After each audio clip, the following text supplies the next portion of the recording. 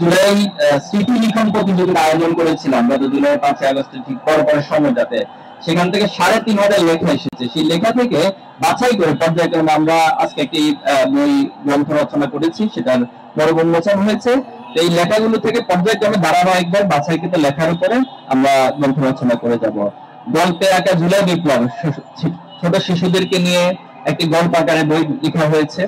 তো ঢাকা বিশ্ববিদ্যালয়ের শিক্ষার্থী আইন বিভাগের স্যার প্রিয় ভাই তিনি বইটি লিখেছেন এবং খুব চমৎকার ভাবে আমি বইটার একটু রিভিউ দেখার চেষ্টা করেছি যে শিশুদের মাঝে খুনি হাসিনাকে কিভাবে পোর্ট্রে করা হয়েছে এবং আবু সাইদের চরিত্রকে কিভাবে প্রজন্ম লালন করতে হবে সেই চিত্রগুলো এখানে গল্প আকারে খুব চমৎকার ভাবে শিশুতোষ অনুযায়ী সেটা তৈরি করা হয়েছে। আমরা শিশুদের ক্ষেত্রে দেখেছিলাম যে ছোট ছোট শিশুরা জুলাই আন্দোলনে বাবা মায়েদের সাথে এসেছিল, তখন তাদেরকে বলা হয়েছিল, সাংবাদিকের প্রশ্ন করেছিল যে তুমি কি ভয় পাচ্ছ না, এখানে এসেছো, এখানে তো গুলি হচ্ছে, অনেকভাবে মানুষকে আহত করা হচ্ছে।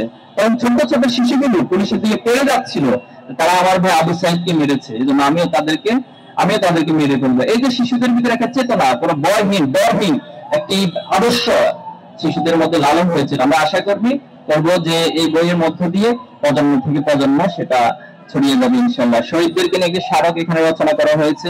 আমরা জানি যে প্রায় 200-র অধিক শিক্ষার্থী ছাত্র শহীদ হয়েছেন।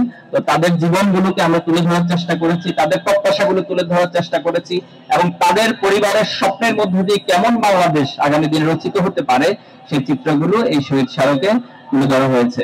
আমরা আশা করব এই সবগুলো আয়োজনের মধ্য দিয়ে মূলত জুলাইয়ের যে স্পিরিট এবং জুলাইয়ের শহীদ পরিবারের যে আকাঙ্ক্ষিত বাংলাদেশ সেটা গড়ার জন্য প্রজন্ম থেকে প্রজন্ম আমাদের মেসেজগুলো, আমাদের স্বপ্নগুলো সকলে বয়ে নিয়ে যাব এবং সত্যিকার অর্থে একটি বাংলাদেশ গড়ে তুলব।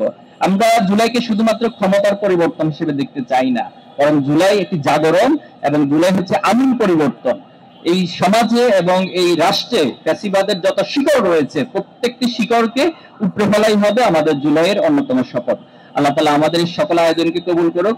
আপনারা আমাদের আয়োজনের সাথে সম্পৃক্ত ছিলেন, ভবিষ্যতে থাকবেন। আমরা সকলে মিলে আমাদের এই সুন্দর বাংলাদেশকে গড়ে তুলব ইনশাআল্লাহ।